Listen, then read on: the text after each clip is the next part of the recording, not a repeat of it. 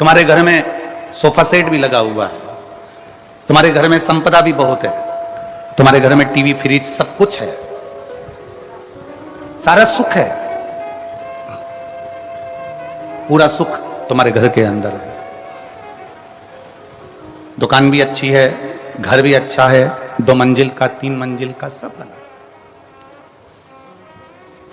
और पति खूब दारू पिए, खूब गाली दे, दिन रात नशे में धुत रहे, तो मेरी जीजियों से पूछना है, ईमानदारी से बोलो वो घर किसी काम का है? जम के तो बोलो जरा। वो सोफा सेट किसी काम का है? वो धन और दौलत किसी काम की है? घर में सोफा सेट है, डाइनिंग सेट है, हीरे का सेट है, सोने का सेट है, चांदी का सेट है, बर्तन का सेट है, और आदमी अपसेट है, तो वो सेट किसी काम का नहीं है हमारा। वो सेट किस काम का? उस सेट की कोई मूलता नहीं, उस सेट की कोई महत्वता नहीं, उस सेट की कोई प्रधानता नहीं।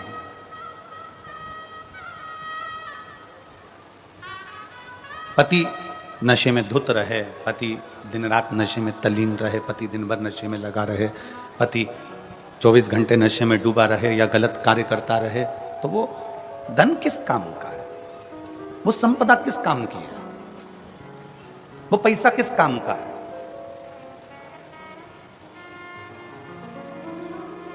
उस धन की कोई मूलता नहीं।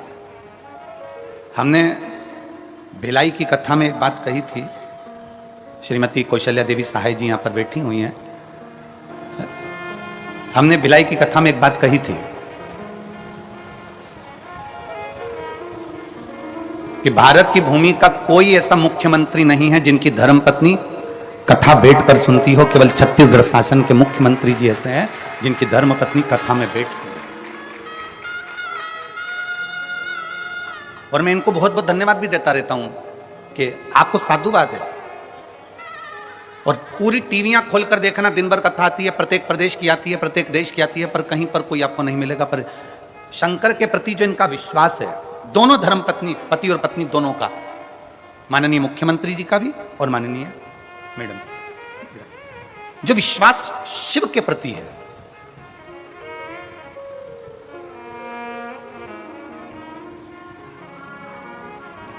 और दुनिया के लोग अपनी अपनी जगह पर, आप लोग तो अखबार में पढ़े होंगे, आप लोगों ने तो टीवी पर भी देखा होगा कि कई लोगों ने 1 लोटे जल पर भी कमेंट्स कर दिया कि 1 लोटे जल से क्या होता है। छत्तीसगढ़ का एक एक बच्चा जानता है कि 1 लोटे जल से क्या होता है। आप भी अभी चिल्लाकर बोलोगे क्या होता है? सारी समस्या का हल होता है। इसलिए 1 लोटा जल चढ़ा चढ़ा के छत्तीसगढ़ वालों ने समस्या ही खत्म कर दी है।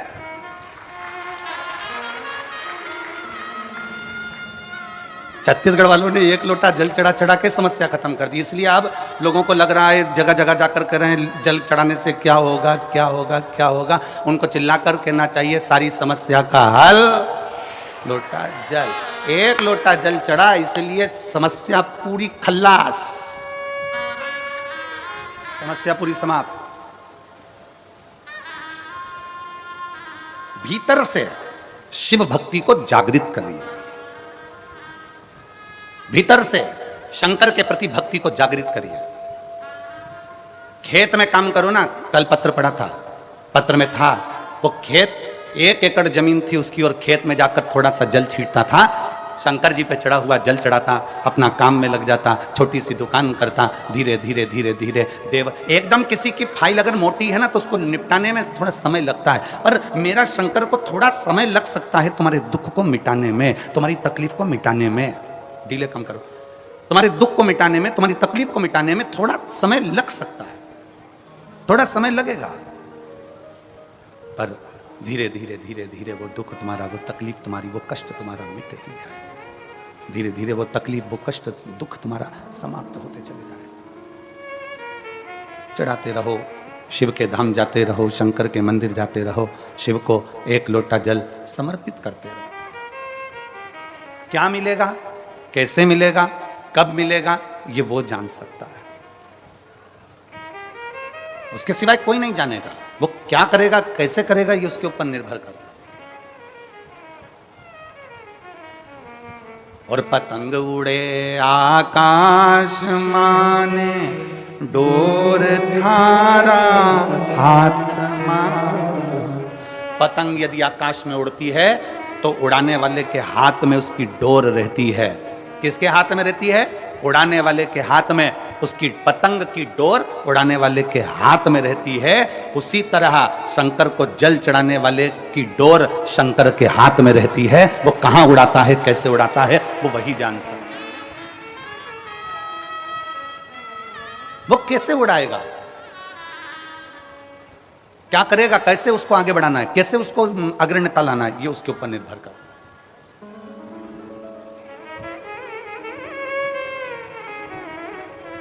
शिव महापुराण की एक बात बड़ी सुंदर है कि कर्म मत छोड़ो, मेहनत मत छोड़ो, कर्म करते रहो, मेहनत करते रहो, खेती करते रहो, दुकान चलाते रहो, नौकरी करते रहो, व्यापार करते रहो, व्यवसाय करते रहो, कर्म करते रहो।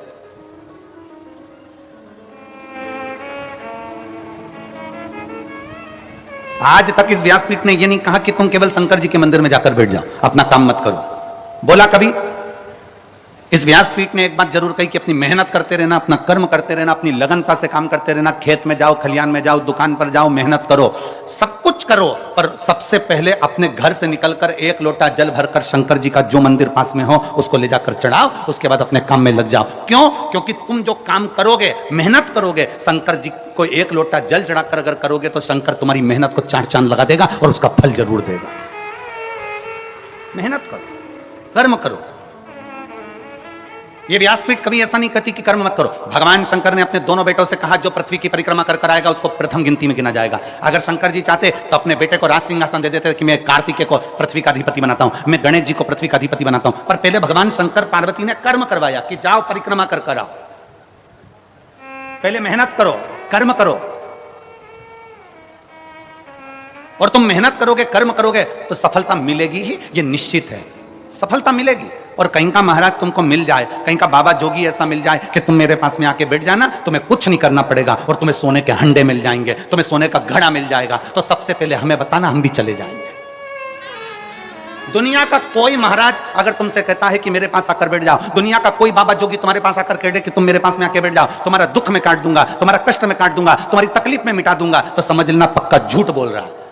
क्योंकि व्यक्ति को अपना कर्म जरूर करना पड़ता है, व्यक्ति को अपनी मेहनत जरूर करना पड़ता है। अब हम आपसे पूछें, आप सब अपना अपना गांव छोड़कर, नगर छोड़कर, घर छोड़कर बहुत दूर गाड़ियां खड़ी करवा दी और पैदल चलकर कथा के पंडाल में पहुंचे। मेहनत करी कि नहीं करी? कर्म करा कि नहीं करा? कर्म करा तो यहां तक पहुंचे, पहुंचे हो, कथा मिल रही है, पहुंचे हो तो कथा श्रवण कर रहे हो, मिल रही है। तो यह अंदाजा लगा कर रखना, अगर तुम कथा तक आए हो तो एक ना एक दिन मेरा शंकर भी तुम्हारे दरवाजे तक जरूर आएगा। आपकी लगनता से, आपके कर्म से, आपकी मेहनत से मेरा शिव आपके नजदीक पहुंचता है। भगवान शंकर ने गणेश जी से यह नहीं कहा कि तू बैठ जा सिंहासन पर। भगवान शंकर ने षडानंद कार्तिकेय जी से यह नहीं कहा कि तू बैठ जा सिंहासन पर। भगवान शंकर ने कहा जो पृथ्वी की परिक्रमा कर आएगा उसको प्रथम गिनती में गिना जाएगा। उसी को स्थान मिलेगा जो मेहनत कर रहा है, उसी को स्थान मिलेगा जो परिश्रम कर रहा है। जो मेहनत ही ना करे, परिश्रम ही ना करे तो क्या मतलब? बिना मेहनत के कैसे आगे बढ़ेगा?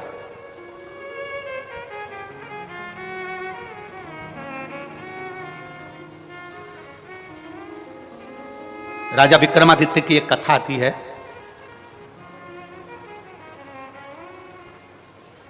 कि राजा विक्रमादित्य एक बार बहुत सारे ब्राह्मणों को, संतों को भोजन के लिए बुला लिया। संत ब्राह्मण भोजन करे और विक्रमादित्य ने पूछ लिया कि दुनिया का सबसे बड़ा दानी कौन है, दुनिया का सबसे बड़ा दानदाता कौन है। जितने ब्राह्मण बैठे थे सबने कह दिया दुनिया का सबसे बड़ा दानी राजा विक्रमादित्य है। दुनिया का सबसे बड़ा दानदाता राजा विक्रमादित्य है, अवंती का नरेश है। एक ब्राह्मण बैठा था, एक संत बैठा था, वो मुंह उतार कर बैठ गया। उसने नहीं कहा कि दुनिया का सबसे बड़ा दानी राजा विक्रमादित्य है, ये वो बोला ही नहीं, उसने नहीं बोला। दुनिया का सबसे बड़ा दानदाता राजा विक्रमादित्य है, ये वो बोला ही है, उसके मुख से शब्द नहीं निकला, आवाज नहीं। राजा विक्रमादित्य ने देखा कि ये बहुत देर से बैठा है, चुप होकर बैठा है, सबने बोला पर ये नहीं बोला है, इसका मुख उतरा हुआ है, इसका चेहरा उतरा हुआ है, जरा मैं इससे पूछूंगा जरूर, इसके मन में कुछ चल रहा है। राजा विक्रमादित्य ने उसको बुलाया और बुलाकर पूछा, क्यों ब्राह्मण देवता, सबने कहा कि दुनिया का सबसे बड़ा दानवीर राजा विक्रमादित्य है, पर आपने नहीं बोला, क्या बात है? आपके मन में कोई संशय है? आपके मन में कोई प्रश्न है? आपके मन में कोई बात है? बताओ जरा, क्या बात है? क्या संशय है? क्या विचार है आपका? राजा विक्रमादित्य की बात सुनी तो ब्राह्मण को लगा, अगर मैं बोल दूंगा, राजा के पक्ष की बात बोलूंगा तो मुझे इनाम मिलेगा, पर राजा के विपक्ष की बात बोलूंगा तो मुझे मृत्युदंड मिल सकता है। अगर मैं राजा के विपक्ष का बोल दूं और राजा को बोल दूं कि आप सबसे बड़े दानी नहीं हो, तो हो सकता है मुझे मृत्युदंड मिल जाए, हो सकता है कि मुझे मृत्युदंड मिले। नहीं नहीं महाराज, ऐसी कोई बात नहीं है। राजा विक्रमादित्य ने कहा, नहीं महाराज, आप ब्राह्मण होकर झूठ नहीं बोल सकते। अगर ब्राह्मण होकर झूठ बोल रहे हो तो यह श्रेष्ठता नहीं है तुम्हारी।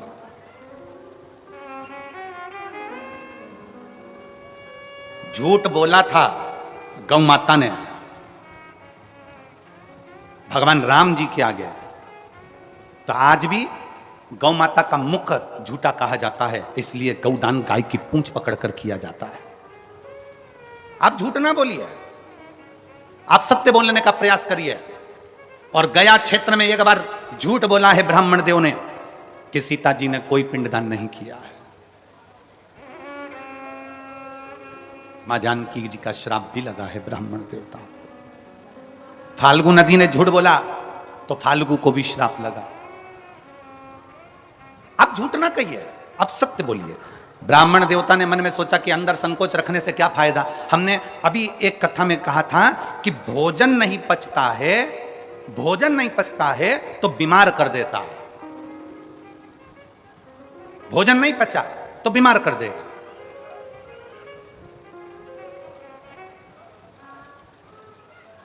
यदि भोजन नहीं पचा तो हमको बीमार कर देगा, और किसी की बात नहीं पची तो चुगलखोर बना देती है। अगर बात नहीं पची और किसी ने कहा तुमसे ऐसा ऐसा ऐसा और बात नहीं पची ना, तो तुम 10 जगह जाकर कहोगे उसने तो मुझे ऐसा कहा था, उसने तो मुझे ऐसा बोल दिया था, उसने तो मुझे ऐसा कर दिया। चुगलखोर तुम्हें तुरंत बना देगा, एक चुटकी के अंदर चुगलखोर बना देगा अगर बात नहीं पची तो।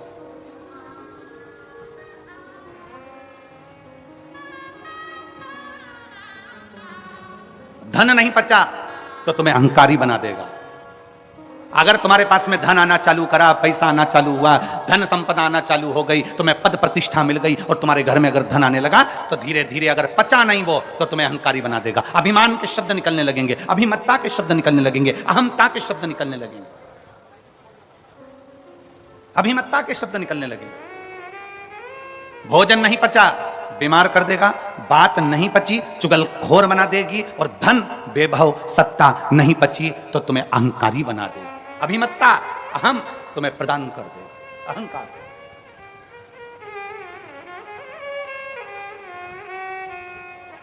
कई बार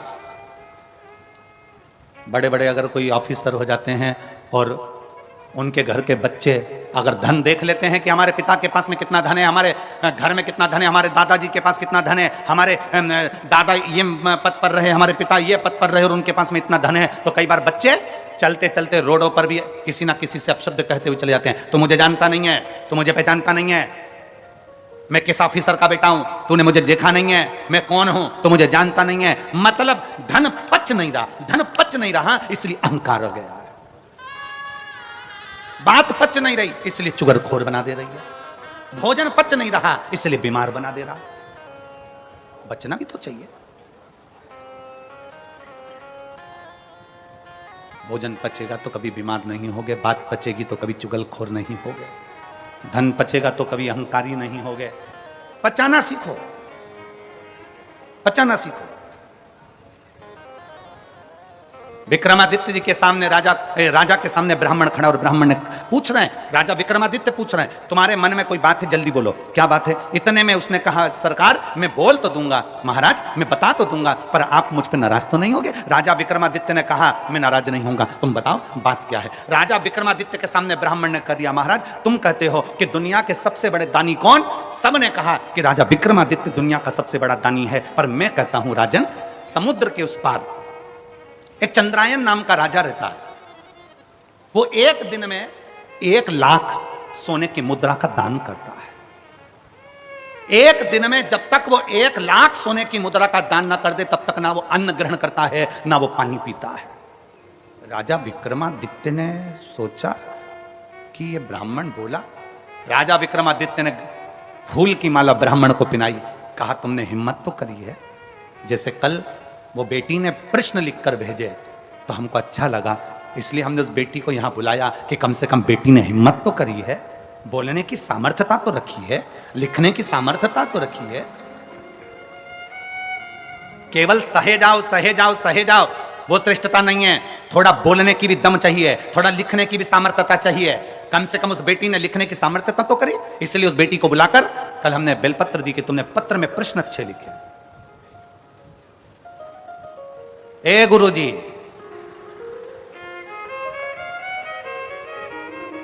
कम से कम उसने लिखने की सामर्थ्यता तो रखी, उसकी प्रसन्नता है, हमको बहुत बहुत प्रसन्नता है, उसके लिए बहुत साधुवाद है।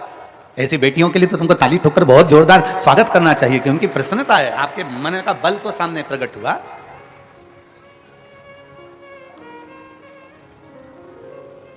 ये भीतर की प्रबलता उसकी। राजा ने माला मंगवाई, ब्राह्मण के गले में पहनाई कि तुमने बोलने की सामर्थ्यता तो रखी।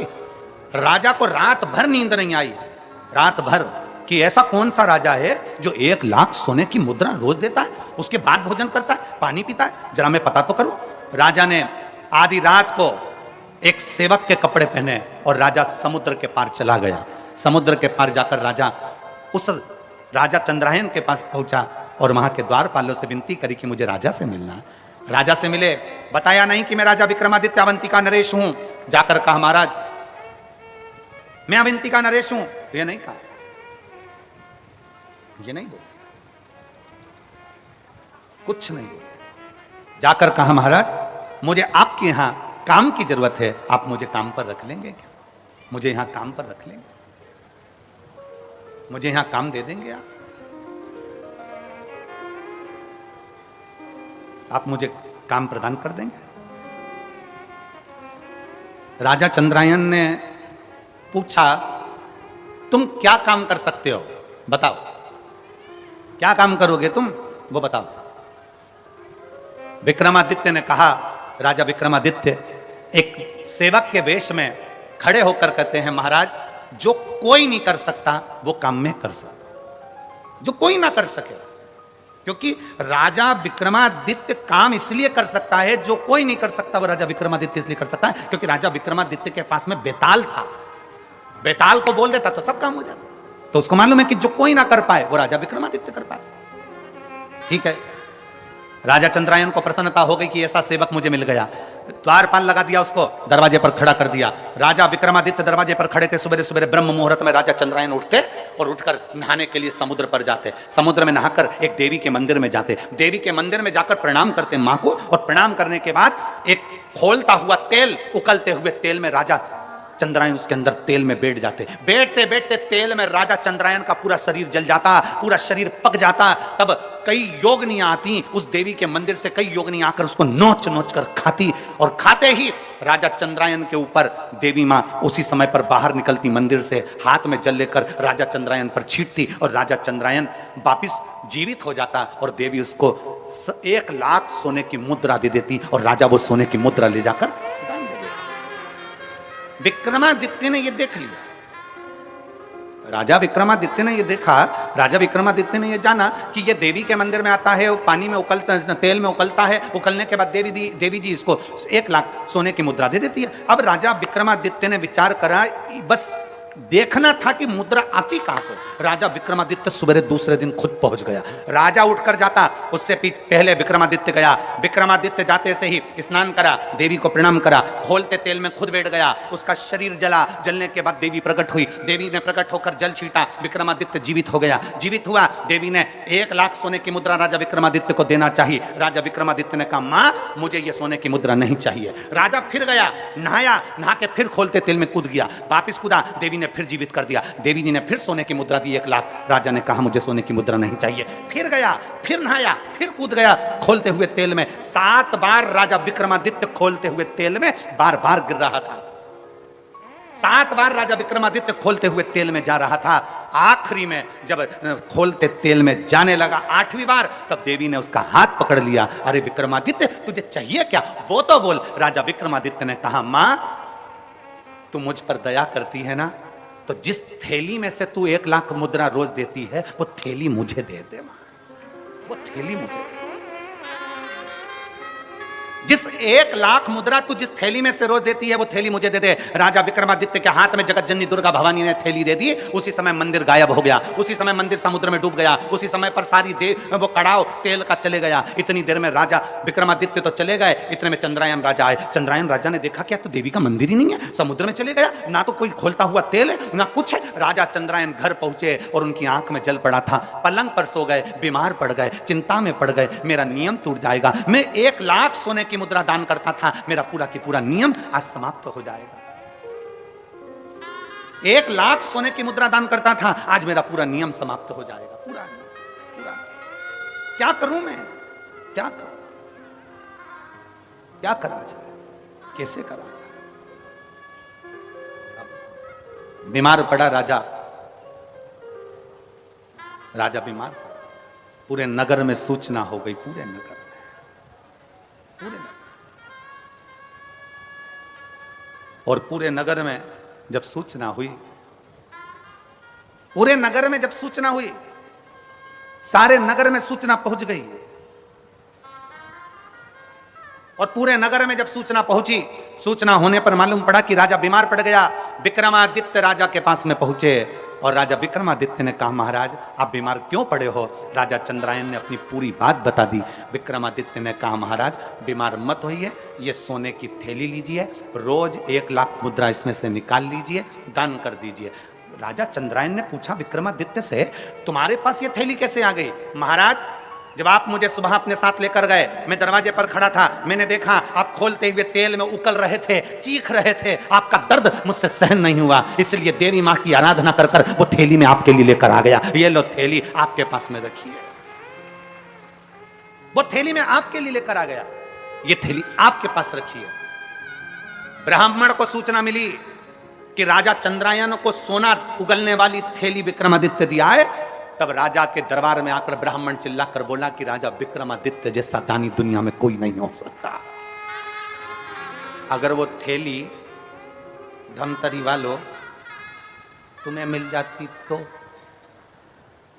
संसार के किसी व्यक्ति को वो सोना उगलने वाली, सोना देने वाली, 1 लाख स्वर्ण मुद्रा देने वाली थैली संसार के किसी व्यक्ति को मिल जाती तो कोई उस चंद्रायन राजा को नहीं देता, स्वयं दान करता, स्वयं करता। पर विक्रमादित्य वो दानी थे जो दूसरे का दुख देखा नहीं जाता था।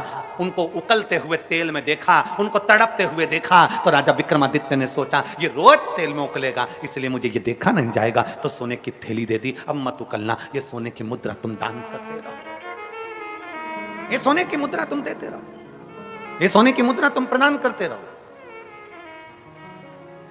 दानी वो नहीं है जो बहुत सारा धन दे दे, दानी वो नहीं है जो किसी को वस्त्र दे दे, दानी वो नहीं है जिस किसी को पूंजी दे दे, दानी वो नहीं है जो किसी को स्वर्ण दे दे, दानी वो नहीं है जो बहुत सारा धन दौलत संपदा दे दे। दानी वो है जो दूसरे का चेहरा देखकर पहचान जाए कि इसके दिल में दर्द क्या है, इसको तकलीफ क्या है, इसको कष्ट क्या है, इसके अंदर इतना दर्द क्यों छुपा हुआ है, ये रोता क्यों है, क्यों इसकी आंख में आंसू है। दुनिया का सबसे बड़ा दान, अगर संसार का कोई दान सबसे बड़ा है तो वो प्रेम का दान है। आप किसी के दुख में शामिल हो जाएं, आप किसी के तकलीफ में शामिल हो जाएं, आप किसी के कष्ट को थोड़ा कम कर दीजिए, किसी के यहाँ जाकर उसके दुख को कम कर दीजिए, किसी के कष्ट को कम कर दीजिए, तो दुनिया के दानी कहलाओगे। इसलिए शंकर भगवान को ओघड़ दानी कहा जाता है। शिव जी को ओघड़ दानी इसलिए कहते हैं क्योंकि मेरा भोलेनाथ एक लोटा जल चढ़ाने वाले का दुख नहीं देख सकता, उसका दुख तुरंत काट देता है, इसलिए उसको ओघड़ दानी कहते हैं।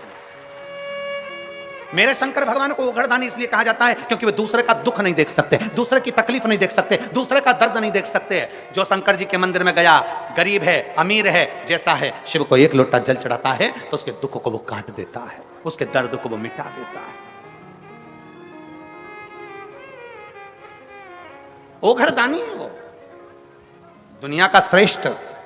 किसी के जीवन के दुख को समाप्त करना, बस निवेदन एक ही है, अपने कर्म के साथ, अपनी मेहनत के साथ, अपनी लगनता के साथ शंकर के मंदिर में जाइए, अपनी मेहनत के साथ अपनी खेती पर काम करिए, अपनी मेहनत के साथ अपनी दुकान पर काम करिए, अपनी मेहनत के साथ अपनी ड्यूटी करिए, और मेहनत का फल भोलेनाथ देगा, एक लोटे जल के साथ जरूर देगा। आप उसको जल समर्पित करते रहिए।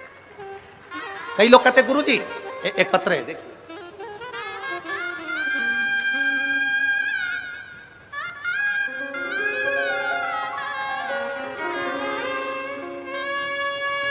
मैं नेहा मुकेश शुक्ला, निवास ग्राम मावली पारा, तहसील सरोना, जिला कांकेर की निवासी हूँ। कहीं बैठी हैं तो हाथ हिला सकती हैं।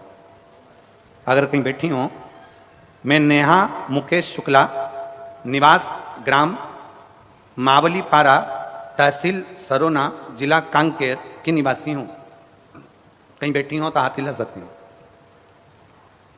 अगर कहीं बैठी हो तो हाथ हिला सकती हैं। महाराज जी, 2012 में मेरी शादी हुई, 10 वर्ष निकल चुके थे, 11वां वर्ष चल रहा था महाराज जी, पर मेरे घर में संतान का सुख नहीं था। हमारे यहां संतान नहीं थी। गुरुदेव, 10 वर्ष तक 3 बार डॉक्टरों के कहने पर हमने आईवीएफ करवाया, 3 बार हमने डॉक्टरों के कहने पर आईवीएफ करवाया, और 3 बार डॉक्टरों के कहने पर जब आईवीएफ के माध्यम से भी संतान प्राप्त करना चाहते थे, लेकिन असफल रहे। आपके कथा शिव महापुराण टीवी के माध्यम से सुनना, जिसमें आप हमेशा पशुपतिनाथ और सफेद आंकड़े की जड़ का जिक्र किया करते हैं। मैंने फिर आपके कहने पर पशुपतिनाथ का उपवास किया और सफेद आंकड़े को अपने कमर में बांधा, फिर भी असफलता ही हुई। लेकिन शिव में अटूट विश्वास के कारण मैंने फिर एक बार पशुपति व्रत किया, जिसमें मुझे संतान प्राप्त हुआ। मैं बाबा को यहां धन्यवाद देने के लिए आई हूं गुरुदेव, कि दुनिया का कोई व्यक्ति नहीं कर पाता जो देवादिदेव महादेव कर जाता है। गुरुदेव, मैं नेहा मुकेश शुक्ला आज आपको प्रणाम करने और बाबा भोलेनाथ को नमन करने के लिए आई हूं कि मेरे बाबा ने 4/7/2023 को मेरे भोलेनाथ की कृपा से, जब मैंने 3 बार आईवीएफ करवाया, वो सफल नहीं हुआ, कोई इलाज सफल नहीं हुआ, जब 1 लोटा जल और आंकड़े की जड़ से 4/7/2023 को मेरे घर में बेटे ने जन्म लिया, जिसका नाम मैंने शिवांश रखा है। मैं बाबा को यहाँ धन्यवाद देने के लिए आई हूँ। कहीं बैठी हो और अगर अपने बेटे को लेकर आई हो तो व्यासपीठ पर आ सकती हैं एक बेलपत्र लेने के लिए। अगर कहीं बैठी हो तो बेटे को लेकर आ सकती है। एक लाइन अच्छी लिखी है, आप और हम गुनगुनाते हैं। भोलेनाथ दया करना, मैं तेरे भरोसे हूँ। शंभुनाथ दया करना, मैं तेरे भरोसे हूँ। ना घर के भरोसे हूँ, ना परिवार के भरोसे हूँ। आप भी बोलिए, ना घर के भरोसे हूँ, ना परिवार के भरोसे हूँ। मेरे बाबा दया करना, मैं तेरे भरोसे, भोले बाबा दया करना, मैं तेरे भरोसे। आप उस पर आश्रित हो जाओ, और जब हम उस परमात्मा पर आश्रित हो जाते हैं तो वो परमात्मा हमें मिलता जरूर है। जब हम परमात्मा पर आश्रित हो जाते हैं तो परमात्मा सुनता जरूर है। जब हम परमात्मा पर आश्रित हो जाते हैं तो परमात्मा कृपा करता जरूर है। जब हम परमात्मा पर आश्रित हो जाते हैं तो वो परमात्मा हमारे साथ कदम से कदम मिलाकर चलता जरूर है, जरूर चलता है, कार्य करता जरूर है। और शंभु शरणे मांगो घड़ी रे, दुख काटो दया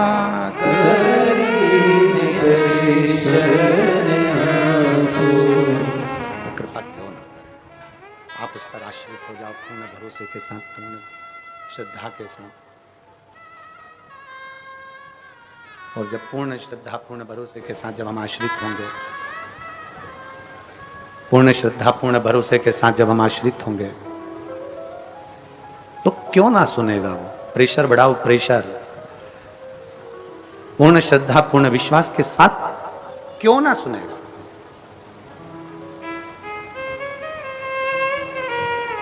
एक विश्वास अपने भीतर जागृत करिए, एक भरोसा अपने भीतर जागृत करिए, एक दृढ़ता अपने भीतर जागृत करिए। कर्म करने में पीछे ना हटिए, मेहनत करने में पीछे ना हटिए। कल एक बेटी से मिलना हुआ, प्रसाद बना रही थी, वो अपने माता वगैरह के साथ आई थी। हमने पूछा, पढ़ाई कर रही हो गुरुदेव? एक बार मैंने प्रयास करा कंपटीशन एग्जाम का, 2 बार प्रयास किया, फिर मैंने छोड़ दिया, अब मैं एग्जाम वगैरह नहीं दे रहा। मैंने कहा ठीक है। हमने कहा चाय पीती हो? वो हंसकर बोली कि गुरुजी ऐसी बात पूछ रहे हो, चाय नहीं पीते क्या हम? हमने कहा चाय पीती हो? कहां? हमने कहा एक आध बार तुम्हारी जीवान जली है? कहा गुरुजी एक आध बार, कम से कम कई बार हमारी जीवान जल गई चाय से। तो हमने कहा चाय पीना छोड़ दी? तो क्या कोई चाय पीना छोड़ते हैं क्या? हमने कहा जब चाय से जीवान जल रही है तो भी तुम चाय पी रहे हो, तो एक आध 2 बार अगर कंपटीशन एग्जाम में फेल भी हो गए तो फिर मेहनत करो, एक दिन सफलता तुम्हारे हाथ लगेगी जरूर।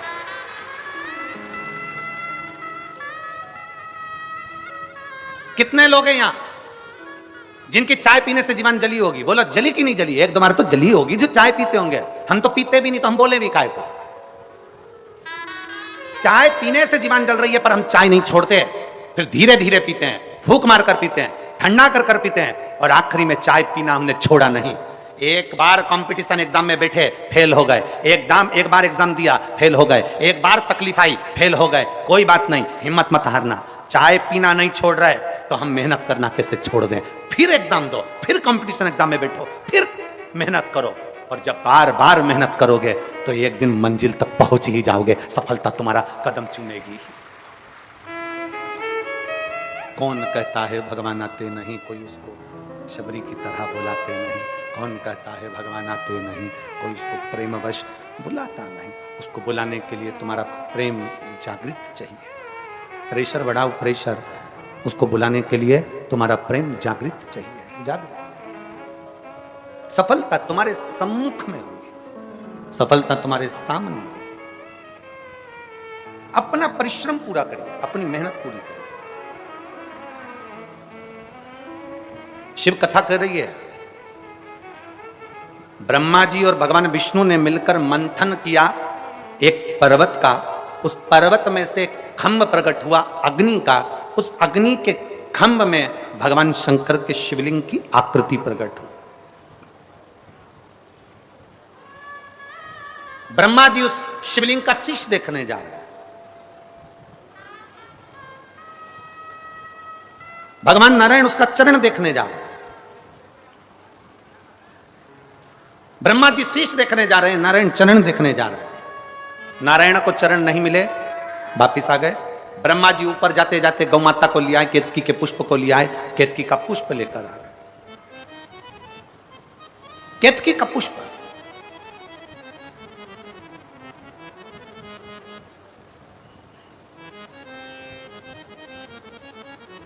जिस केतकी के पुष्प को सबसे ज्यादा अहंकार था, जितनी चीजों को अहंकार होता है शंकर उसको स्वीकार नहीं करते, शंकर भगवान उसको स्वीकार नहीं करते। कामदेव को अहंकार था, कामदेव को अहंकार था कि मैं सबकी समाधि को तोड़ सकता हूं, कामदेव का अहंकार था कि मैं बड़ा सुंदर हूं। रति के पति कामदेव अपने आप को कहते हैं कि मेरी सुंदरता बड़ी प्रबल है, शंकर नेत्र खोलकर उस कामदेव को जलाकर भस्म कर देते हैं। चंद्र को अहंकार था सुंदरता का, काया का रोग हो जाता है और चंद्र उसको मस्तक पर स्वीकार कर लेते हैं। गंगा को अहंकार था कि मुझ में वो वेग है कि पृथ्वी पर कोई मुझे झेल नहीं सकता। शंकर भगवान से भागीरथ जी ने कहा कि गंगा पृथ्वी पर आए। गंगा पृथ्वी किसके लिए आई? गंगा गंगा या मृत्यु लोक में आई किसके लिए? कि पुत्र सगर के तारे, राजा सगर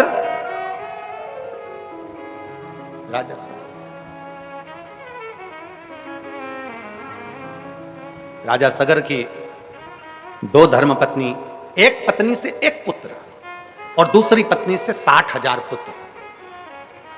राजा सगर ने अश्वमेध यज्ञ रखा। अश्वमेध यज्ञ जब पूर्ण होता है तो पूरा ब्रह्मांड उसी का हो जाता है।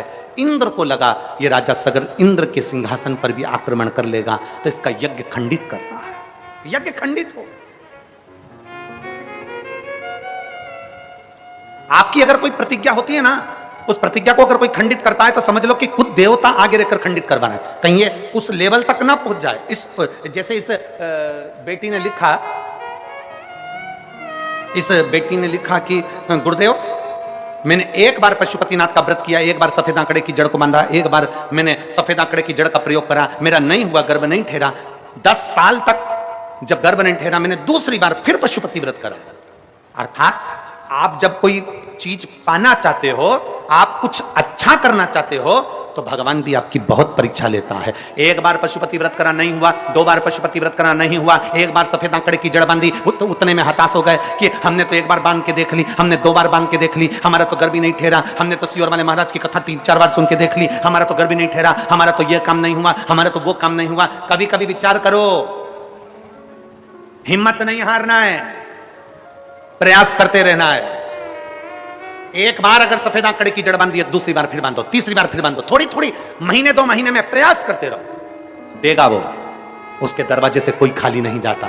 यहां इतने बैठे हो ना, 3 महीने के अंदर मेरा बाबा देवाधिदेव महादेव तुम्हारी झोली में क्या डालेगा ये वही जान सकता है।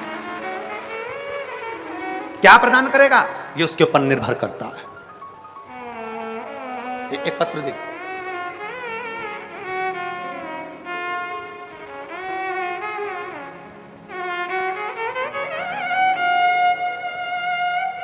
बाबा मेरा नाम लक्ष्मी यादव है, पति श्री कन्हैया यादव, ग्राम देव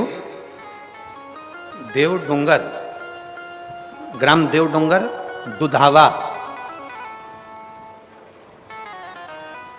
सामतरा सरोना तहसील सरोना, जिला कांकेर, छत्तीसगढ़ के रहने वाली हैं। कहीं बैठी हो तो हाथ हिला सकती हैं। आपकी हैं? ऐसा हाथ हिला देखो। श्री शिवाय नमस्तुभ्यं। बच्चा आया है साथ में, क्लोज करिए जरा कैमरा। हाँ ठीक है, ले आइए, आ जाओ, ले आओ। सरोना जिला कांकेर, छत्तीसगढ़ की रहने वाली हूं गुरुदेव। मैं पशुपतिनाथ के व्रत का क्या वर्णन करूं गुरुदेव। शादी के बाद कई साल निकल गए पर हमारे घर में बच्चा नहीं हुआ गुरुदेव। हमारे को कई लोग कुछ ना कुछ कहते रहते थे। मेरी घर के, चाहे मेरी चाची हो, चाहे मेरे घर के लोग हों, सब मुझसे कहते थे तू इतना पूजन पाठ करती है तो भी तू बांझ की बांझी है, तेरे घर में औलाद तक नहीं है। क्या फायदा ऐसी पूजन करने से गुरुदेव। हम लोग जिस क्षेत्र में रहते हैं ना गुरुदेव, दुनिया के लोग कहते हैं कि पूजन से क्या फायदा होता है, लोग ऐसा बता कर दूसरे धर्म की ओर ले जाते हैं। गुरुदेव हमारे रिश्तेदार हमसे कहते थे तू इतनी पूजन करती है कौन सा फायदा, कथा सुनती है कौन सा फायदा, तेरे यहां औलाद नहीं हो सकती।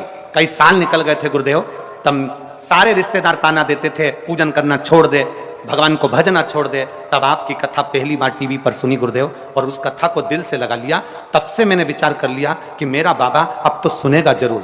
आसन लगा के टीवी के सामने कथा सुनती, बाबा से प्रार्थना करती, सफेद आंकड़े की जड़ का प्रयोग किया, पशुपतिनाथ का व्रत किया और 3 महीने में मेरा गर्भ ठहर गया और बाबा की कृपा से मेरे को संतान की प्राप्ति हो गई। मैं बाबा को यहां धन्यवाद देने के लिए आया हूं। श्री शिवाय नमस्ते। मैं शिव को प्रणाम करने के लिए, बाबा को नमन करने के लिए। एक विश्वास, ये दुनिया के लोग कहेंगे शंकर को जल चढ़ाने से कुछ नहीं होने वाला, ये दुनिया के लोग कहेंगे शंकर को जल चढ़ाने से कुछ नहीं होगा, पर मेरा निवेदन है, ये जितने पत्र यहां रखे हैं ना, इन पत्रों को जरा एक आध बार दिल से पढ़ना, मालूम पड़ेगा। आ जाओ बेटा।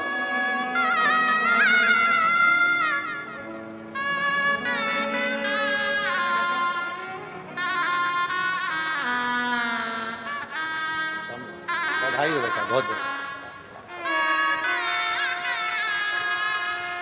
शंभू शंभू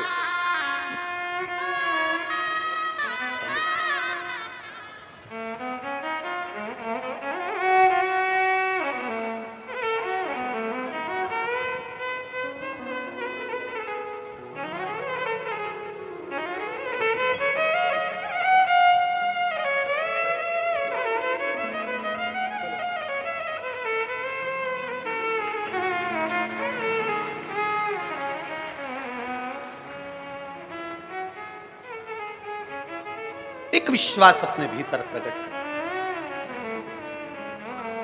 पत्र में उसने लिखा कि रिश्तेदार कहते हैं पूजन करना छोड़ दो, रिश्तेदार कहते हैं मंदिर जाना छोड़ दो,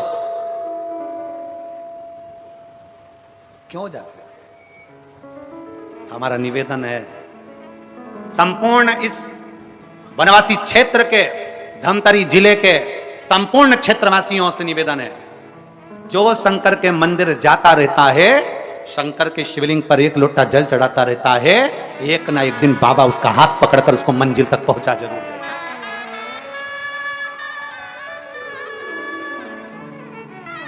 कहेंगे लोग, बहुत कहेंगे, बहुत।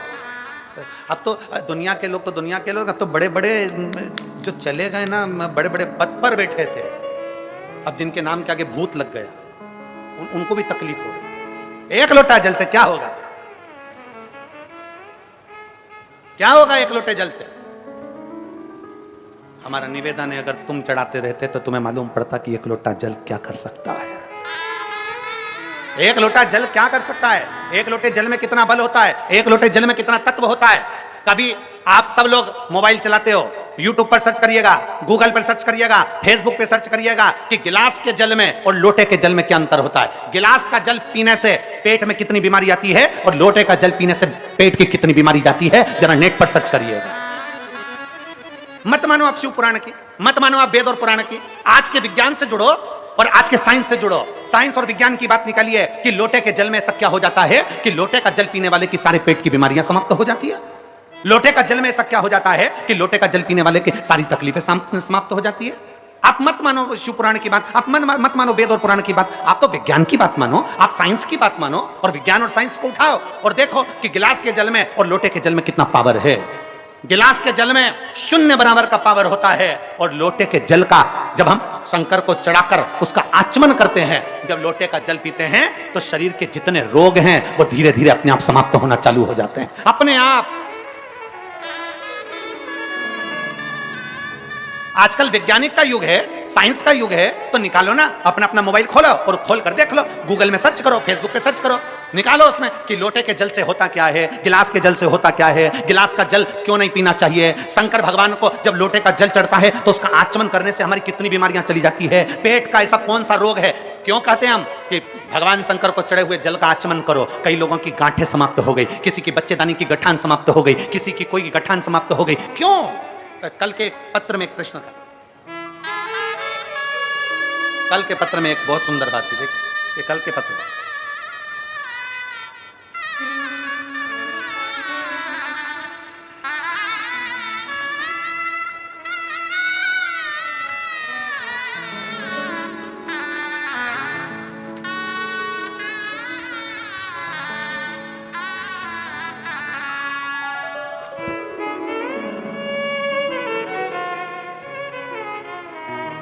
मैं पवन सिंह पुत्र स्वर्गीय श्री जीवन सिंह निवासी भोजगढ़ भोजगढ़, गुणा, झुंझुनू। मैं राजस्थान की निवासी हूं और राजस्थान से यहां कथा सुनने आई हूं। कहीं बैठी हो तो हाथ हिलाइए। झुंझुनू राजस्थान से आई हैं। पवन सिंह पुत्र स्वर्गीय श्री जीवन सिंह, निवासी भोजगढ़, गुंडा, झुंझुनू, राजस्थान। कहीं बैठी हो तो हाथ हिला सकती हैं। जिनका मोबाइल नंबर ये है। पत्र को आप लोग एलईडी पर पढ़ सकते हैं, आस्था चैनल पर पढ़ सकते हैं। अगर कहीं बैठी हो तो हाथ हिला सकती हैं। मैं झुंझुनू राजस्थान की निवासी हूं। गुरुदेव, भगवान शिव पर चढ़ाए गए जल की महिमा का मैं क्या गुणगान करूं। आप लोग आस्था चैनल पर और एलईडी पर पत्र को पढ़िएगा। गुरुदेव, भगवान शिव पर चढ़ाए गए जल की महत्ता का मैं गुणगान करूं। आपके बताए हुए अनुसार हमारी माता जी के मुंह में सफेद छाले हो गए थे। हमने उसको कई जगह दिखाया, आराम नहीं आया, क्योंकि वो छाले साधारण नहीं थे। वो छाले कोई साधारण नहीं थे, आराम नहीं आया। फिर उनको हम जयपुर में प्राइवेट अस्पताल में दिखाने ले गए, जांच कराई तो उनको दलक शुगर बताया और भी बीमारियों को दर्शाया गया। पर हमको थोड़ा सा दुख हुआ। डॉक्टर ने सलाह दी कि आप दवाइयां लें। हमने दवाइयां ली पर वो छाले समाप्त नहीं हुए। दिक्कत बढ़ती चली गई। खाने पीने में अब पूर्ण तरह से उनका खाना पीना बंद हो गया। तब किसी ने कहा, पड़ोसन कहती है, शिव मंदिर में जाओ, एक लोटा जल चढ़ाओ, उस लोटे का जल लाकर शंकर का चढ़ाया हुआ जल मां को देना प्रारंभ करो। हमने लोटे का जल चढ़ाकर मां को देना प्रारंभ करा। अब हमारी माता को आराम लग गया और उन्होंने भोजन करना प्रारंभ कर दिया। अब वो ठीक है। मैं बाबा को यहां धन्यवाद देने के लिए आई। ये शिव तत्व है, ये औघड़ी है, ये शंभू है। ये कल के पत्र में था, नहीं है, कल के पत्र में था। अगर कहीं बैठी हो तो बेलपत्र के लिए आ सकती है। एक शिव तत्व अपने भीतर होना चाहिए। शिव महापुराण की कथा कहती है, डॉक्टर शंकर का एक रूप है। डॉक्टर शंकर का एक रूप है। जब शरीर में कष्ट आए तो सबसे पहले डॉक्टर के पास जाना चाहिए, क्योंकि शिव का रूप डॉक्टर है। शरीर में कष्ट हो, डॉक्टर के पास जाओ, जांच का बोले जांच कराओ, जो बोले वो करो, पर साथ में इलाज के साथ शंकर को एक लोटा जल चढ़ाते रहो। क्योंकि डॉक्टर भी आखिरी में कह देता है कि अब इनको दुआ की जरूरत है, तो वो दुआ हमको चाहिए। डॉक्टर भी आखिरी में कह देता है कि अब मेरे हाथ में नहीं, अब उसके हाथ में है। मतलब डॉक्टर के साथ एक डॉक्टर और है। जब वो ऑपरेशन करने जाता है तो साइन करवा लेता है, सिग्नेचर करवा लेता है कि मेरी जवाबदारी नहीं है। सिग्नेचर जिसने करा है उसकी जवाबदारी है। ऑपरेशन में जाने से पहले कोई डॉक्टर ऐसा नहीं कि सीधे ऑपरेशन थिएटर में ले जाए, सिग्नेचर करवाता है पहले कि आप जवाबदारी तुम्हारी है, ये ठीक है नहीं है। डॉक्टर शंकर का एक रूप है। सबसे पहले डॉक्टर को चेकअप कराओ और चेकअप कराने के बाद डॉक्टर जैसा बोले वैसी दवाई खाओ, पर उसके साथ में शंकर पर भरोसा करते हुए चलो तो तुम्हारा कार्य सफल जरूर होगा। ऐसा नहीं कि केवल जल पर आश्रित हो गए, नहीं, शंकर का रूप है डॉक्टर, इसलिए उस पर भी आश्रित हो। शिव का रूप है डॉक्टर, उस पर भी आश्रित हो। और जब दवाई शरीर में ना लगे तब कौन से महादेव का नाम लेना है? जम के बोलो, जम के, कुंदकेश्वर। कुंदकेश्वर महादेव का नाम लेकर डॉक्टर की दवाई को खुद खाओ, पर भगवान का नाम लेकर, कुंदकेश्वर महादेव का नाम लेकर। डॉक्टर दवाई लिखा है, उस दवाई को हमें खाना है, पर कुंदकेश्वर के नाम से खाओ, शरीर को लगेगी, क्यों ना लगे। और जब हम उस पर आश्रित हो जाते हैं, इसीलिए शास्त्र कहता है, शिव तत्व कहता है, भगवान शंकर की कथा कि कोई किसी में मगन, कोई किसी में मगन, कोई किसी में मगन, कोई किसी में मगन। मैं तो भोले की दीवानी, भोले नाथ में मगन। मैं तो भोले की दीवानी, भोलेनाथ में मगन। मैं तो शंभू की दीवानी, शंभुनाथ में मगन। मैं तो शंभू की दीवानी, कोई किसी में मगन, कोई किसी में मगन, कोई किसी में मगन, कोई किसी में मगन। मैं तो भोले की दीवानी, भोलेनाथ में मगन। मैं तो भोले की दीवानी, भोलेनाथ में मैं तो शंभो की दीवानी, शंभुनाथ में मगन, मैं तो शंभो की दीवानी, शंभुनाथ में मगन। जय हो।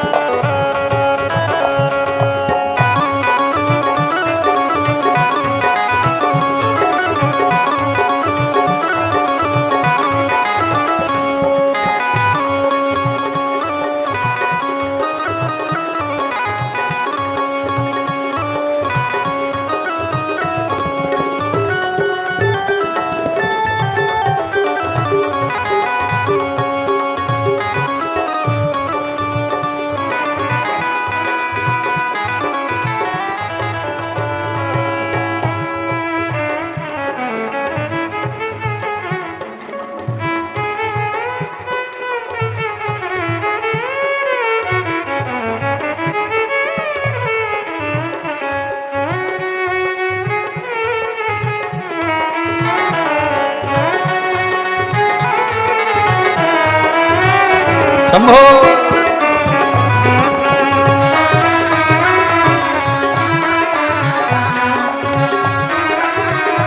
कोई कोठी में मगन, कोई बंगले में मगन, कोई कोठी में मगन, कोई बंगले में मगन, कोई कोठी में मगन, कोई बंगले में मगन, कोई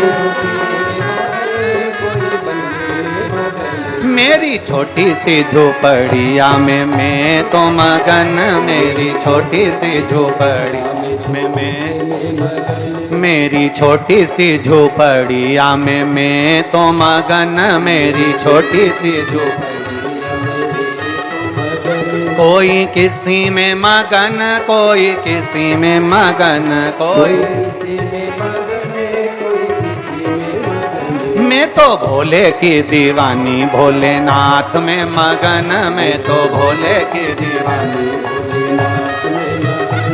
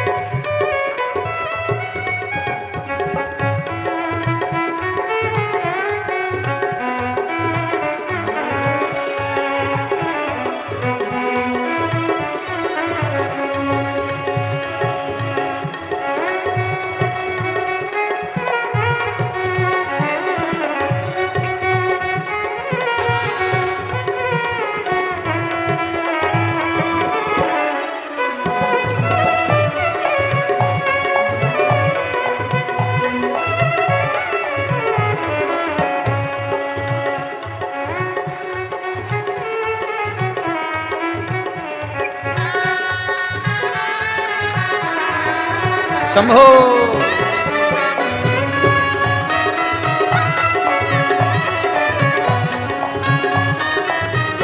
कोई लड्डू में मगन, कोई पेड़ा में मगन, कोई लड्डू में मगन, कोई पेड़ा में मगन, कोई लड्डू में मगन, कोई पेड़ा में मगन, कोई लड्डू में मगन, कोई पेड़ा में मगन। मेरी रूखी सूखी रोटी में तो उसमें मगन, मेरी रूखी सूखी रोटी में तो उसमें मगन, मेरी रूखी सूखी रोटी में तो उसमें मगन, मेरी रूखी सूखी रोटी में तो उसमें मगन। कोई किसी में मगन, कोई किसी में मगन, कोई किसी में मगन, कोई किसी में मगन। मैं तो भोले की दीवानी, भोले बाबा में मगन, मैं तो भोले की दीवानी, भोले बाबा में मगन।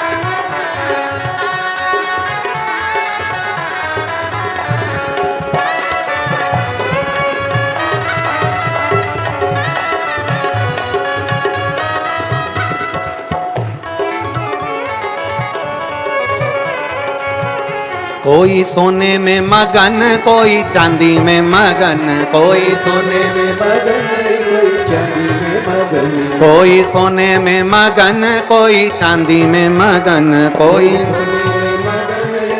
चांदी में मगन। मेरी रुद्राक्ष की माला में तो उसी में मगन, मेरी रुद्राक्ष की माला में तो उसी में मगन, मेरी रुद्राक्ष की माला में तो उसमें मगन, मेरी रुद्राक्ष की माला में तो उसी में मगन। कोई किसी में मगन, कोई किसी में मगन, कोई किसी में मगन, कोई किसी में मगन, कोई किसी में मगन, कोई किसी में मगन, कोई किसी में मगन, कोई किसी में मगन। मैं तो भोले की दीवानी, भोले बाबा में मगन, मैं तो भोले की दीवानी, भोले बाबा में मगन, मैं तो भोले की दीवानी, भोले बाबा में मगन, मैं तो भोले की दीवानी, भोले बाबा में मगन। मैं तो शंभू की दीवानी, शंभू बाबा में मगन, मैं तो शंभू की दीवानी, शंभू बाबा में मगन, मैं तो भोले की दीवानी, भोले बाबा में मगन, मैं तो भोले की दीवानी, भोले बाबा में मगन।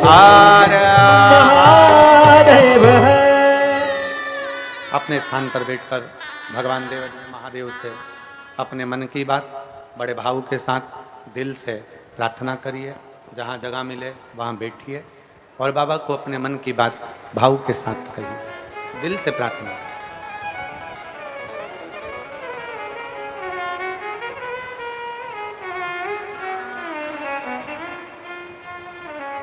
दिल से बाबा को प्रार्थना करिए, हृदय से। जहां भी जगह मिले बैठ जाओ और बड़े भावों से कहिएगा। सबको साथ में बोलना है, आपकी आवाज हमारे तक पहुंचना चाहिए। बड़े दिल से, आनंद से, भाव के साथ में बाबा से प्रार्थना करेंगे। सब साथ में बाबा से बोलेंगे।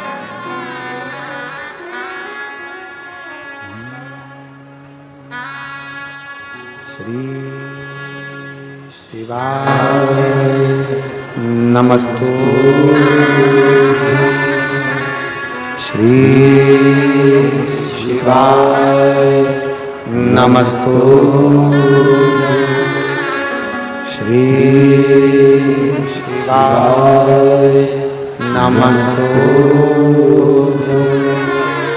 श्री शिवाय नमस्तुभ्यं श्री शिवाय नमस्तुभ्यं भोला सब दुख काटो ओ भोला सब दुख काटो शिव शंकर जपो तेरी माला भोले बाबा जपो तेरी माला भोला सब दुख काटो ओ भोला सब दुख काटो वेश मंगलकारी वेश मंगलकारी शमशान वासी हमारा शमशान वासी हमारा ओ भोला सब दुख काटो ओ भोला सब दुख काटो। भगवान देवदेव महादेव का चरित्र कह रहा है। श्री महापुराण की कथा वर्णन करती है। भगवान शंकर का पवित्र चरित्र कहता है, शिव तत्व कहता है, भगवान की पवित्र कथा वर्णन। सभी भक्तों को हर हर महादेव सदा जैसे कृष्णा श्री शिवाय नमस्तुभ्यं। व्यासपीठ को नमन करते हुए हम सबके प्रिय, हम सबके लाडले ठाकुर कल्लू जी महाराज के चरणों में नमन करते हुए, परम सत्य परम आदरणीय विश्वविख्यात पूज्य गुरुदेव के पावन चरणों को नमन करते हुए और आप सभी शिव भक्तों के चरणों में नमन करते हुए सुंदर आज कथा के हम सभी दूसरे दिवस में प्रवेश करेंगे। उससे पहले जिन भक्तों के नाम मंच से लिए जाएंगे वे अति शीघ्र मंच पर पधारे। श्री यशवंत जी साहू, श्रीमती किरण लता जी साहू, हरीश जी सिन्हा, काजल जी सिन्हा, रोशन जी साहू, छाया जी साहू, लाल बहादुर, कांति जी साहू, धनेश कुमार जी नागवानी, तुलाराम जी, नरेंद्र जी साहू, छत्तीसगढ़ वस्त्रालय, नरेंद्र, सविता जी, दीपक जी लाखोटिया बड़े ही आदर और सम्मान से मंच पर पधारे और व्यासपीठ का पूजन करें, पूज्य गुरुदेव से आशीर्वाद प्राप्त करें। साथ में मैं एक और नाम लेना चाहूंगा। आप भली भांति परिचित है इस नाम से।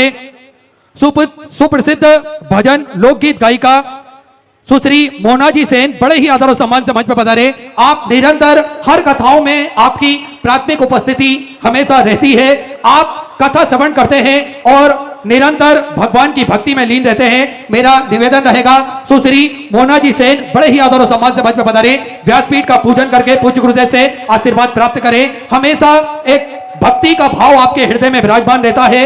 कहीं पर भी छत्तीसगढ़ में कथा होती है, आप निरंतर अपनी गरिमामयी उपस्थिति दर्ज कराने पहुंचते हैं। बहुत बहुत धन्यवाद, बहुत बहुत बधाई। और इसी क्रम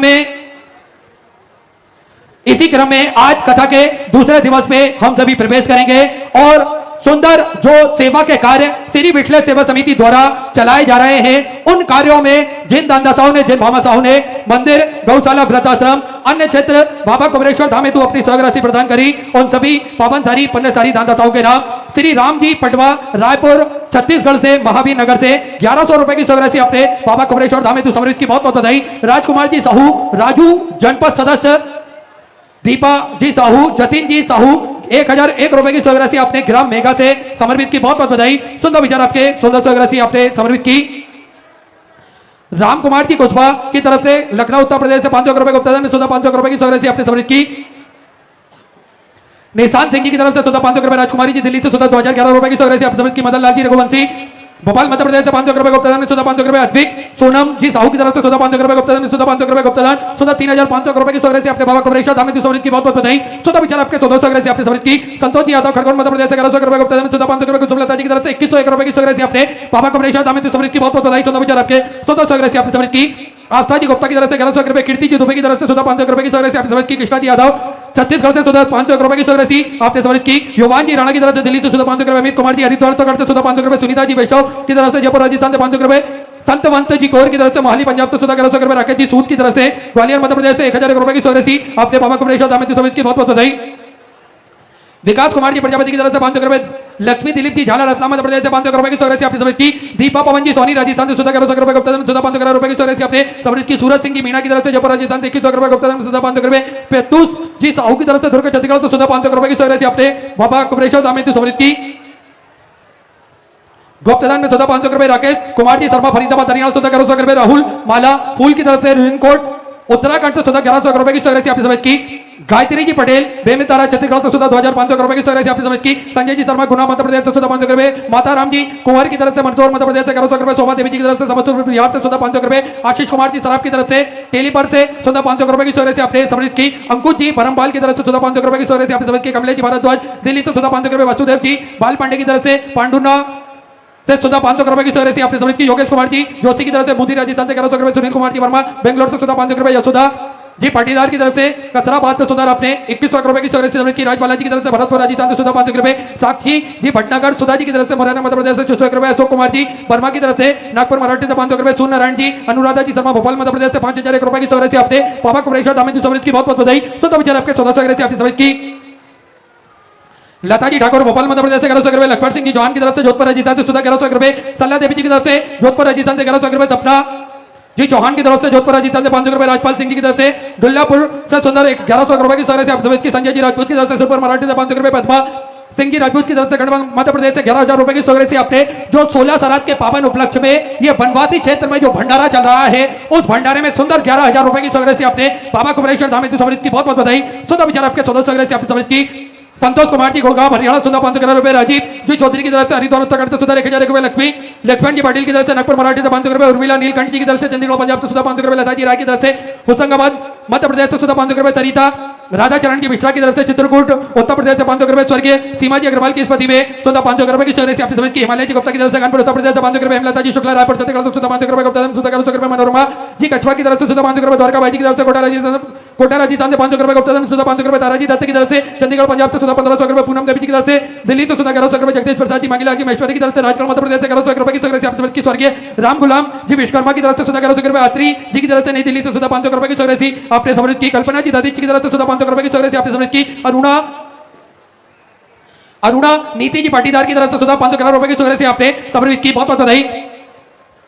शिव गोपाल जी की तरफ से सुधा 2100 रुपए की चौरासी आपने समझ की। गायत्री जी जोशी की तरफ से इंदौर मध्य प्रदेश से सुधा 551 रुपए की चौरासी आपने समझ की। माला जी शाह की तरफ से झारखंड से सुधा 1000 रुपए की चौरासी आपने समझ की। कल्पना अरुण सिंह जी की तरफ से अहमदाबाद गुजरात से सुधा 1100 रुपए। सावित्री जी विश्वकर्मा की तरफ से गोरखपुर उत्तर प्रदेश से सुधा 2100 रुपए। रीमा कुमारी जी की तरफ से गोरखपुर उत्तर प्रदेश से 500 रुपए। गुप्ता में जम्मू और कश्मीर से सुधा 21,000 रुपए की चौरासी देकर आजीवन भूषण भंडार की संस्था ग्रहण करी। सुनहरे अक्षरों में भी अपना नाम अंकित कराया। बहुत बहुत बधाई। तो तब आपके 1400 आपने समझ की। आप सभी को ज्ञात है 21,000 रुपए की चौरासी आप जो श्री विश्लेष सेवा समिति को समर्पित करते हैं उससे आजीवन भोजन भंडारे की सदस्यता आप ग्रहण करते हैं। ये भोजन भंडारा प्रतिदिन कुबेर भंडारी की पावन धारा पर नियमित रूप से 365 दिन 12 महीने सुचारू रूप से चलता है, जिसमें भक्त आते हैं, भोजन भंडारे का आनंद लेते हैं और अपने जीवन को कर्तव्य करते हैं, आनंद में करते हैं। साल में एक दिन ये भोजन भंडारा आपके नाम से भी कराया जाता है, जिसके आप सदस्य बने हैं आजीवन के। आपको मात्र एक बार 21,000 रुपए की चौरासी समर्पित करना है और आजीवन भोजन भंडारे की सदस्यता आप ग्रहण कर सकते हैं। तो इसमें सुंदर जम्मू एंड कश्मीर से 21,000 रुपए की राशि देकर आजीवन भोजन भंडारे की सदस्यता ग्रहण करी। बहुत बहुत बधाई। सुधा विचार आपके 1400 से आपने समर्पित की। रिचा संतोष जी तिवारी उत्तराखंड से सुधा 1100 रुपए। सुधा 500 रुपए। रामपति देवी जी साहू की तरफ से 1100 रुपए। गिरजेश जी कश्मीरा की तरफ से उत्तराखंड से सुधा 500 रुपए। अनिल कुमार सिंह जी की तरफ से लखनऊ उत्तर प्रदेश से 500 रुपए। निशा जी साहू की तरफ से दुर्ग छत्तीसगढ़ से सुधा 500 रुपए की चौरासी आपने समझ की। सत्यनारायण जी शर्मा की तरफ से जयपुर राजस्थान से 500 रुपए। चैतन्य जी बंजारे की तरफ से रायपुर छत्तीसगढ़ से सुधा 1100 रुपए। हरिचंद जी साहू की तरफ से छत्तीसगढ़ से सुधा 500 रुपए। किरण कुमार जी की तरफ से बिहार से सुधा 500 रुपए। हीरा बल्लभ जी जोशी की तरफ से उत्तराखंड से सुधा 500 रुपए। बाल कृष्ण पीयूष जी सोनी की तरफ से सुधा 500 रुपए। अवधेश जी अवस्थी की तरफ से उत्तर प्रदेश से सुधा 500 रुपए। उषा जी पटेल की तरफ से सुधा 500 रुपए। निर्भय जयवंत जी पाटिल की तरफ से 1011 रुपए की चौरासी आपने समझ की। सरिता रानी जी की तरफ से रामपुरी से सुधा 500 रुपए की चौरासी आपने समझ की। प्रेमा देवी मन्नी लाल जी की तरफ से सुधा 505 रुपए। सीमा देवी जी की तरफ से बिहार से सुधा 500 रुपए। मिथिला जी साहू की तरफ से उत्तर प्रदेश से 500 रुपए। मुन्नी जो गुप्ता की तरफ से मुंबई से सुधा 500 रुपए। दोप्ती जी अग्रवाल की तरफ से राजस्थान से सुधा 500 रुपए। बरवन जी साहू की तरफ से 1100 रुपए। सहोदर भाई जी साहू की तरफ से 1100 रुपए की चौरासी आपने समर्पित की। बहुत बहुत बधाई। मिथिला जी बाल्मी की तरफ से छिंदवाड़ा मध्य प्रदेश से 1100 रुपए। इंदू देवी जी की तरफ से बेंगलोर से सुधा 500 रुपए की चौरासी आपने समर्पित की। गुप्तदान में सुधा 511 रुपए, गुप्तदान छत्तीसगढ़ से सुधा 500 रुपए, उमेश कुमार जी की तरफ से सुधा 1101 रुपए की स्वगृहसी आपने समर्पित की, बहुत बहुत बधाई। रेखा जी अग्रवाल उत्तर प्रदेश से 1100 रुपए, पुरुषोत्तम दास जी गुप्ता की तरफ से अलीगढ़ उत्तर प्रदेश से 500 रुपए, संदीप जी आग्रेकर की तरफ से सुधा 500 रुपए, राजकुमार जी शर्मा की तरफ से 500 रुपए, रीना जी यादव लखनऊ उत्तर प्रदेश से 500 रुपए, पूजा जी आहिर की तरफ से बूढ़े महाराष्ट्र से 500 रुपए, गुप्तदान में 1001 रुपए की स्वगृहसी आपने समर्पित की, भगवान जी मिश्रा की तरफ से वाराणसी उत्तर प्रदेश से 500 रुपए की स्वगृहसी आपने समर्पित की। मीरा जी श्रीवास्तव पटना बिहार से सुधा 1100 रुपए, सुधीर कुमार जी यादव की तरफ से बिहार से सुधा 1100 रुपए, नीलम सिंह की तरफ से 500 रुपए, गुप्ता में सुधा 500 रुपए, रत्ती देवी जी की तरफ से राजस्थान से सुधा 500 रुपए, रागनी जी सक्सेना की तरफ से सुधा 1100 रुपए, संतोष जी यादव खरगोन मध्य प्रदेश से सुंदर 1101 रुपए की स्वगृहसी आपने समर्पित की। सभी दानदाताओं को मैं हृदय की अनंत गहराई से नमन करता हूं, दंडवत करता हूं, प्रणाम करता हूं। सुधा स्वगृहसी आपने समर्पित की। जो भक्त अपनी स्वगृहसी मंदिर, गौशाला, वृद्धाश्रम, अन्य क्षेत्र और ये 16 सरात के पावन दिनों में ये सुंदर कथा हो रही है, इनमें जो अन्य क्षेत्र लगा है उसमें अपनी स्वगृहसी समर्पित करना चाहते हैं, टीवी स्क्रीन पर श्री विठलेश्वर सेवा समिति के 2 account number axis bank account, central bank of India का चल रहा है।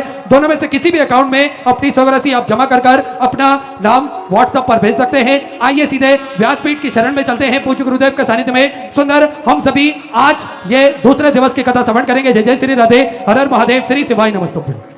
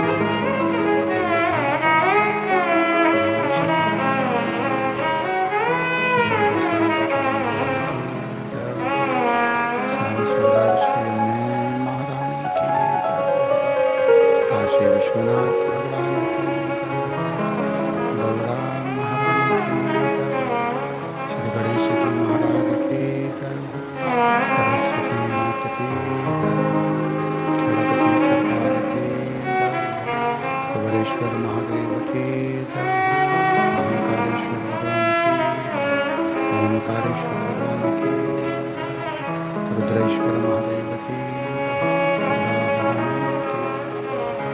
संत सद्गुरुदेव का माता की, चिंता संतान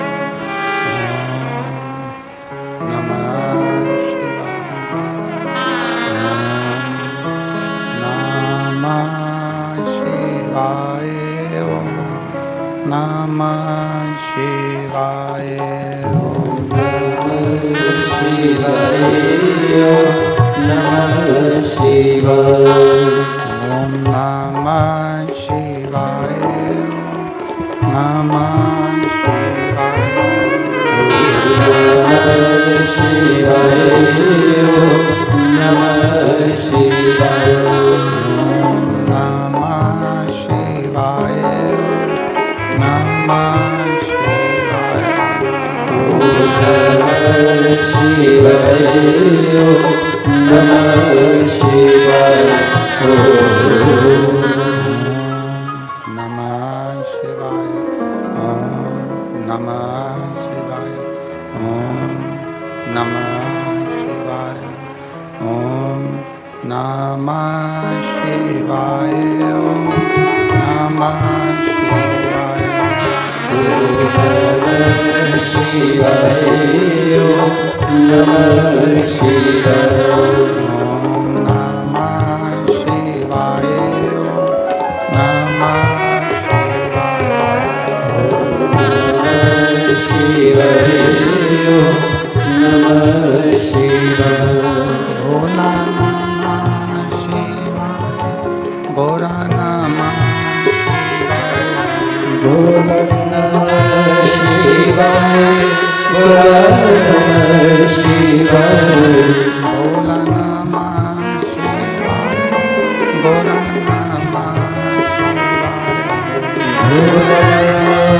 शिवाय गौरा नमः शिवाय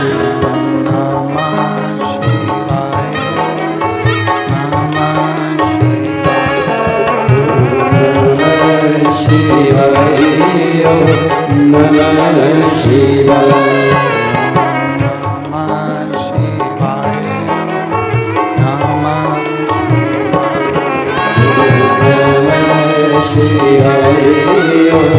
नमः शिवाय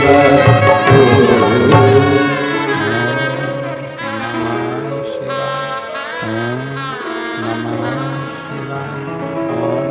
नमः शिवाय विश्वनाथ भगवान की महाकालेश्वर भगवान की जय, ओंकारेश्वर भगवान की जय, रुद्रेश्वर महादेव की दुर्गा महारानी की जय, कुबेरेश्वर महादेव की जय। हर हर महादेव हर हर महादेव हर हर महादेव हर। काशी विश्वनाथ पोगरदानी त्रिकालदर्शी कैलाशी अविनाशी भगवान शिव, जिनकी पुनीत पावन पवित्र शिव महापुराण की कथा संपूर्ण विश्व के कल्याण हेतु बाबा देवादिदेव महादेव की कृपा करुणा से, उनकी उदारता से कंटाकुर्डी ही धमतरी जिले के इस रामपथ वनगमन के क्षेत्र में भगवान शिव की कृपा से, भगवान देवादिदेव महादेव की करुणा से आप और हम सभी पवित्र पावन इस वनवासी क्षेत्र में शिव महापुराण की कथा का लाभ ले रहे हैं। भगवान देवादिदेव महादेव भगवान शिव, जिनकी करुणा और कृपा, जिनकी उदारता, जिनकी दया, प्रभु की कृपा से ही ये वनवासी क्षेत्र के अंतर्गत ये पवित्र कथा का लाभ लेने का सौभाग्य मिला है।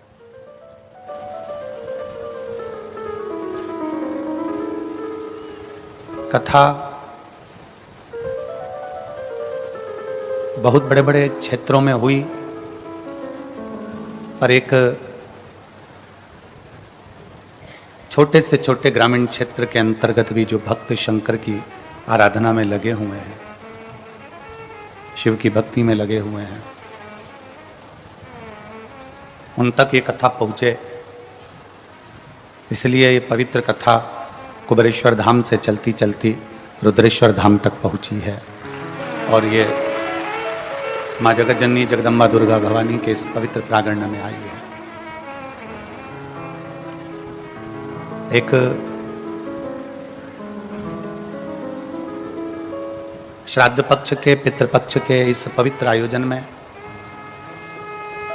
मुख्य यजमान के रूप में श्री दिनेश चंद्र प्रभा देमांगन, श्री दीपक लाखोटिया, कोमल तुलसी पटेल, श्री रोहित मरकाम, श्री सुरेश सिन्हा इस कथा के यजमान पद ग्रहण करे हैं।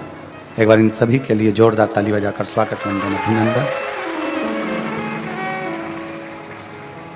भक्ति और मुक्ति, ये दो संगम है। मुक्ति सहजता में मिल सकती है, पर भक्ति सहजता में नहीं मिलती है।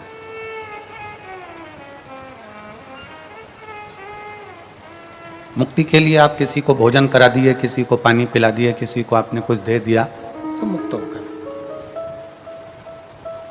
थोड़ा दान कर दिया, थोड़ा पुण्य कर दिया,